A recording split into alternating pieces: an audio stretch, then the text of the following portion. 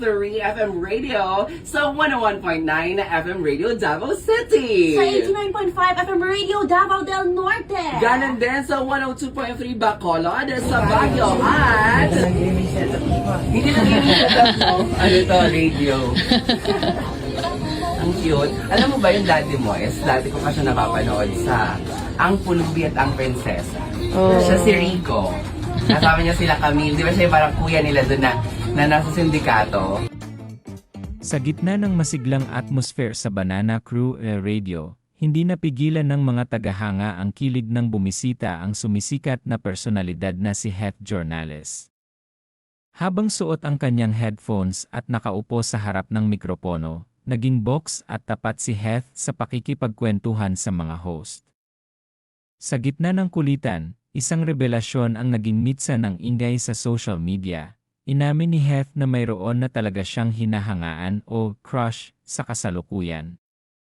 Bagamat hindi niya direktang.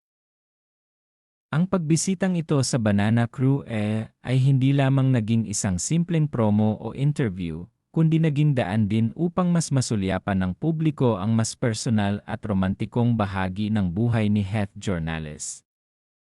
Sa gitna ng masiglang atmosphere sa Banana Crew Radio, hindi napigilan ng mga tagahanga ang kilig ng bumisita ang sumisikat na personalidad na si Heth Jornales.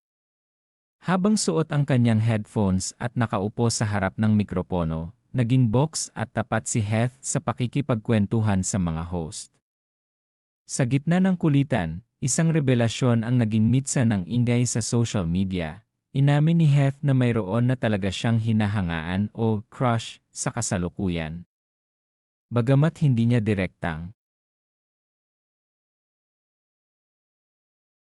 3 FM Radio sa 101.9 FM Radio Davao City. Sa 89.5 FM Radio Davao del Norte. Ganon din sa 102.3 Bacolod sa Baguio at...